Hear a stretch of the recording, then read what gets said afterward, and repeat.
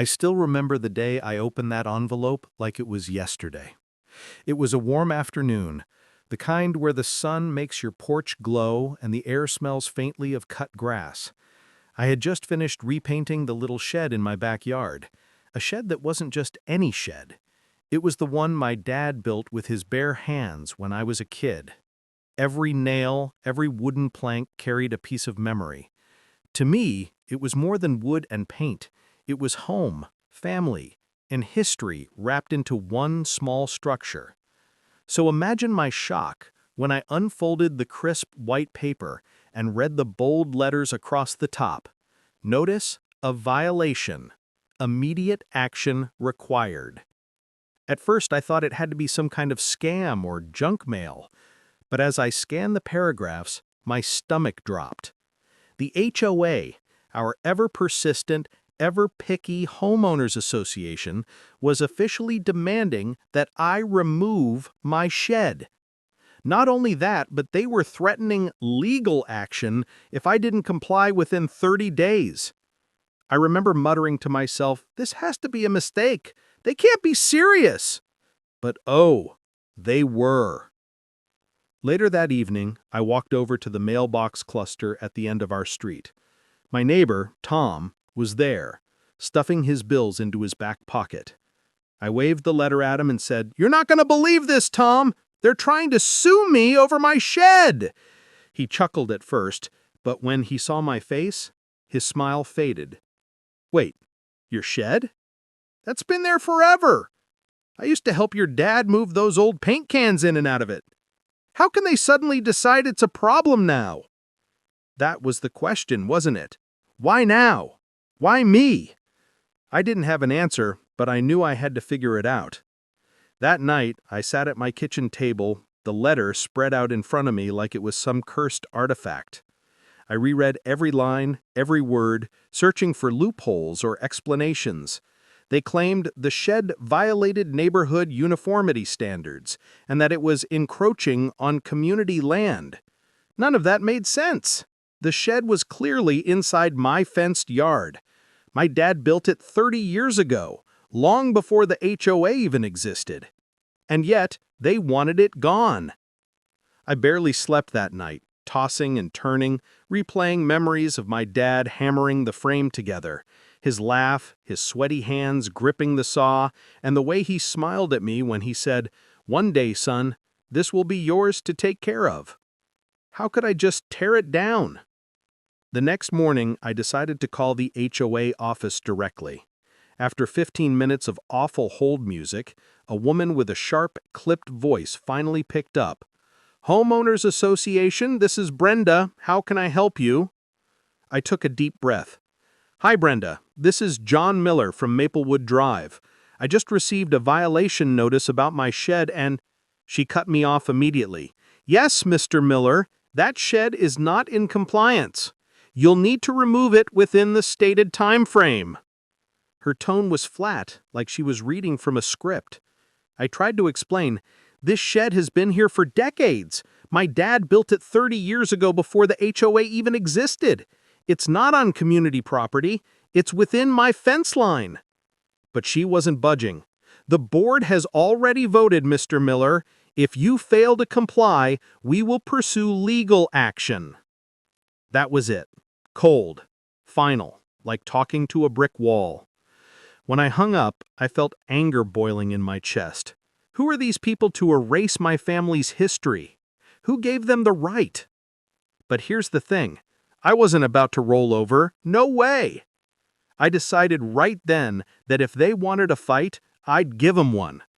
But I knew I had to be smart. These people thrived on intimidation, on making folks too scared or tired to resist. Not me. Not this time. That evening, I had Tom and a couple of other neighbors over for coffee on my porch. We talked it through, and that's when I learned something interesting. Apparently, Brenda, the woman on the phone, wasn't just a voice at the HOA office. She lived 3 streets over. And rumor had it she had been trying to clean up the neighborhood by targeting anyone she thought didn't meet her standards. A rusty mailbox here, a slightly crooked fence there, And now, my shed. It started to make sense. This wasn't about community rules. It was personal. Tom leaned back in his chair, shaking his head. You know, John, if they push this, you should get the police involved. They can't just rewrite history because they feel like it. That shed is legally on your property. Police. The word lingered in my mind. At the time, I didn't think I'd need them. But little did I know, things were about to spiral in a way I never expected. Because the letter, it was just the beginning. The next week was pure chaos. Every day I'd check my mailbox, half dreading what I might find inside. And sure enough, another letter. This time, it wasn't just a notice. It was an official-looking packet with pages and pages of legal jargon. The HOA wasn't bluffing. They were actually preparing to sue me over my shed. I sat there at my kitchen table, papers scattered everywhere, my head in my hands. Unbelievable, I muttered. They're really going through with this. It felt like a bad dream. But the worst part? The way some of my neighbors started treating me. People I'd waved to for years now avoided eye contact. A couple of them whispered when I walked by, like I was some kind of criminal. I found out later that Brenda and her HOA board friends were spreading rumors that my shed was unsafe, that it lowered property values, even that it was built illegally. Lies, pure lies.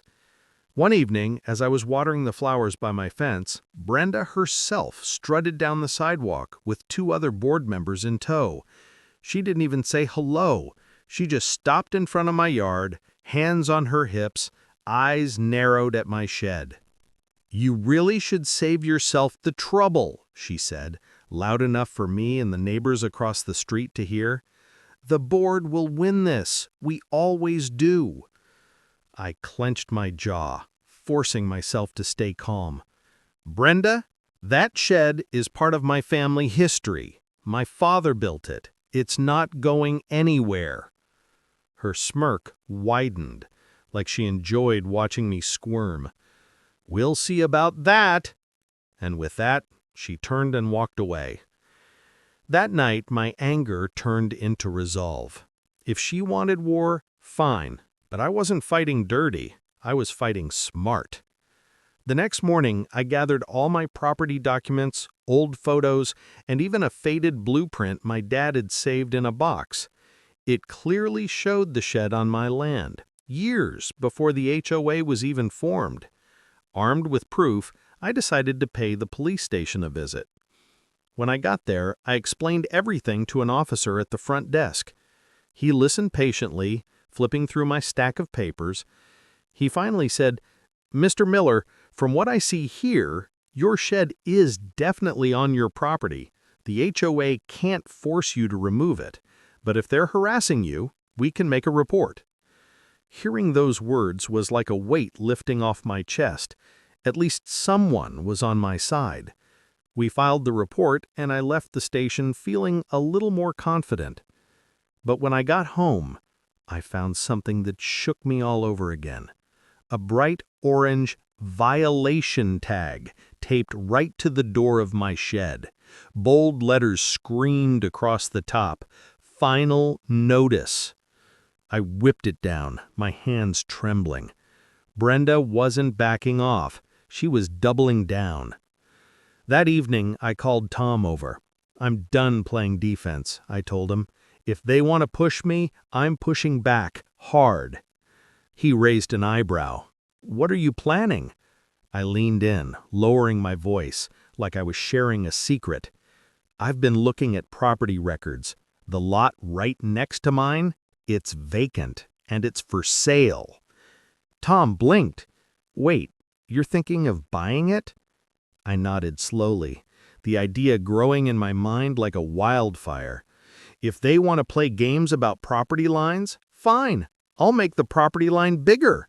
I'll put a legal buffer between me and their nonsense. And best of all, it'll drive Brenda crazy. For the first time in weeks, I actually smiled. It wasn't just about revenge. It was about standing my ground, protecting my dad's legacy, and showing the HOA they couldn't bully me into submission. But of course, nothing worth fighting for comes easy. And little did I know, the battle was about to get a whole lot uglier. Because when Brenda found out about my plan, she wasn't going to sit quietly. The next few days, I couldn't think about anything else but that empty lot next to mine. Every time I walked past my backyard, I pictured it, just sitting there, overgrown with weeds, waiting for someone to claim it. And the more Brenda harassed me, the more certain I became that someone was going to be me. I called the number listed on the property records, and after a few tries, I finally reached the owner. His voice was raspy, older sounding. "That land?" he said, almost surprised. "It's just been sitting there for years. If you're serious, I'd be happy to sell." I couldn't believe my luck. Within days, I had a meeting with him at a little diner off the highway. Over greasy coffee and scrambled eggs, we shook hands on the deal. It wasn't cheap, but to me, it was worth every penny. This wasn't just land. It was peace of mind. It was protection. It was freedom from Brenda's tyranny. But of course, Brenda didn't stay in the dark for long. The day the for sale sign disappeared, she showed up at my door, lips pursed so tight they looked like a single angry line. "You think you're clever, don't you?" she hissed. I folded my arms, refusing to let her see me flinch. "I don't think I'm clever. I just think I'm a homeowner exercising my legal right to buy property." Her eyes flashed with fury. "You're trying to undermine the HOA. That's not going to work. We won't allow it." I almost laughed at that. "Funny, Brenda. Last I checked, you don't own me, and you sure as hell don't own that lot." She stormed off without another word, but the look on her face told me this wasn't over. And it wasn't. That night, I noticed headlights idling outside my house longer than usual, a shadowy car parked across the street. When I walked out onto the porch, it drove off slowly. Coincidence? Maybe, but I had a bad feeling Brenda was stirring up more trouble than I realized. A few days later, I got a call from the police department. The officer on the line sounded weary. "Mr. Miller, we've received a complaint about unpermitted construction on your property. The HOA claims you're expanding without approval." I couldn't believe it. "Construction? I haven't even done anything yet. I just bought the land." The officer sighed. "I figured as much, but we're required to check. Just keep your paperwork handy, all right?" That phone call was the turning point for me. Brenda wasn't just harassing me, she was abusing the system, dragging the police into her vendetta, and that made it personal. So I decided to flip the script. Instead of tearing down my shed, I started cleaning up the new lot. I mowed the weeds, trimmed the bushes, and put up a neat little private property, no trespassing sign. Neighbors stopped by curious. Some of them even smiled and said, "Good for you, John. About time someone stood up to the HOA." It felt good, better than good. For the first time in months, I wasn't the victim. I was in control. But just as things started to turn around, something happened that sent the whole situation spiraling again.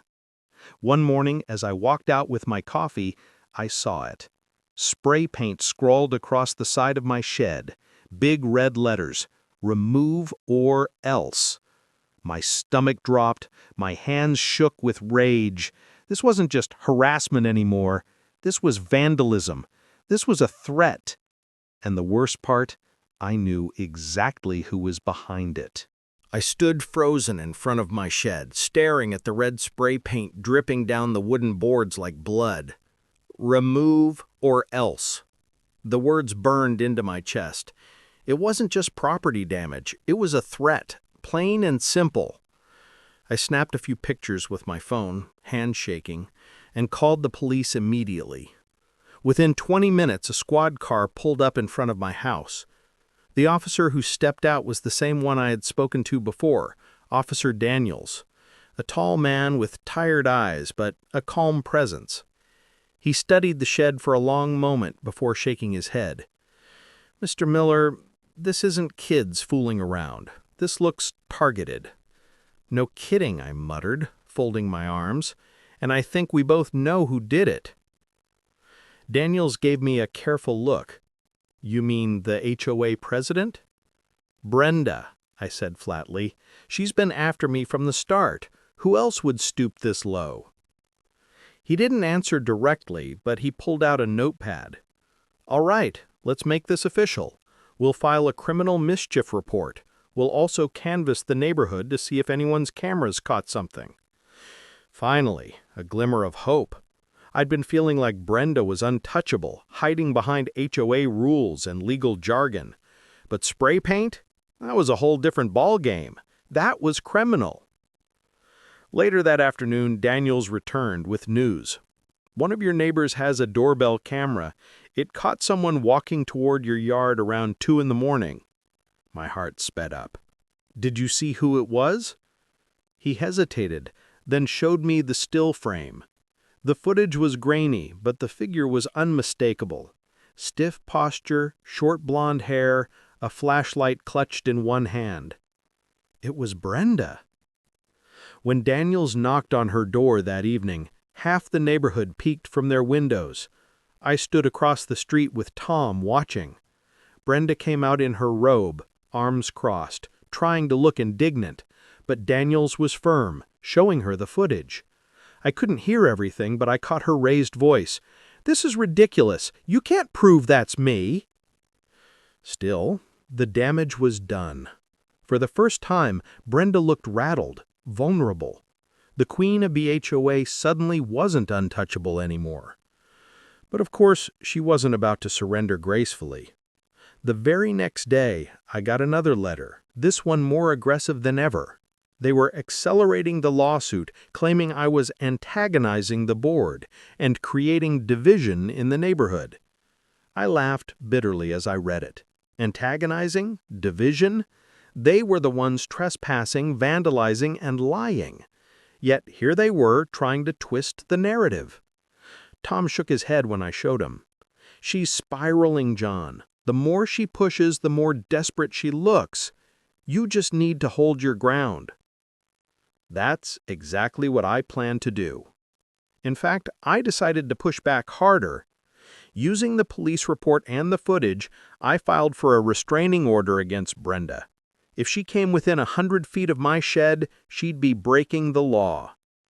When the paperwork was served, I swear I heard her scream from 3 streets over. For a brief moment, I thought maybe, just maybe, it was over. The shed was safe, the new land was mine, and Brenda had been exposed. But I should have known better, because people like Brenda... The courthouse smelled faintly of old wood and disinfectant. My palms were sweaty as I clutched the folder of documents, blueprints, old photographs, police reports, even the restraining order. This wasn't just paper. This was my defense, my father's legacy, and my last shot at peace. Brenda walked in with her head held high, flanked by 2 HOA board members in crisp suits. She didn't look nervous. She looked smug, like victory was already hers. She glanced at me across the aisle, smirked, and whispered something to her attorney that made them both chuckle. But deep down, I knew. Arrogance always cracks first. The hearing began.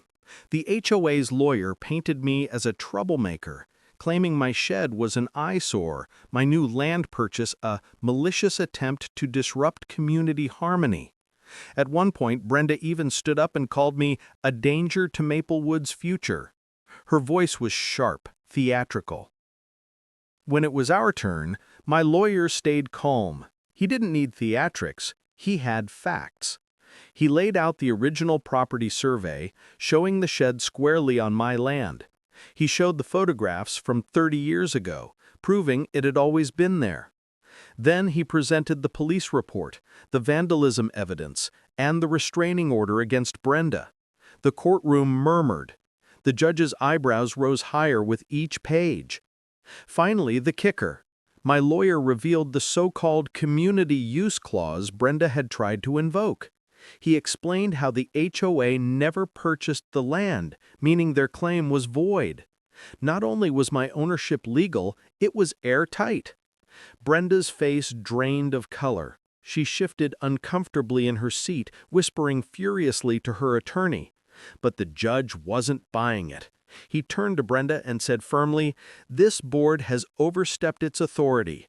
Property harassment and misuse of HOA power will not be tolerated in this court." And just like that, the case was dismissed. But it didn't end there. Because of the counterclaim, the judge also ordered the HOA to pay my legal fees. And after reviewing the evidence of vandalism and harassment, he referred Brenda's actions to local authorities for further investigation. You could have heard a pin drop in that courtroom. Brenda stormed out, her face red with fury, but the damage was done. The queen bee of the HOA had been dethroned. As I walked out into the sunlight, Tom clapped me on the back. "You did it, John! You stood up to her!" I looked back at the courthouse steps, where neighbors were gathering, whispering, some even smiling at me for the first time in months. And I realized this wasn't just about me. This was about every homeowner who'd ever been bullied by people like Brenda. Over the next few weeks, the neighborhood changed. Without Brenda's iron grip, the HOA quieted down. Rules became reasonable again. And Brenda? Well, let's just say she kept a much lower profile after the police came knocking on her door. As for me, I rebuilt the shed's paint job, covering up the last scars of her vandalism. I planted flowers around it, turning it into a little sanctuary. And on the vacant lot I'd bought, I put up a small bench under a tree, a quiet spot where I could sit with a coffee and remember my dad. Sometimes I'd smile thinking about how Brenda tried to erase my history. But in the end, I expanded it. And here's the funny thing. Revenge wasn't what won in the end. It was resilience. It was patience. It was the quiet confidence of knowing the truth was on my side. The shed still stands, stronger than ever. And every time I walk past it, I hear my dad's voice again. "Stand tall, son. Never let anyone take away what's yours." Turns out, he was right.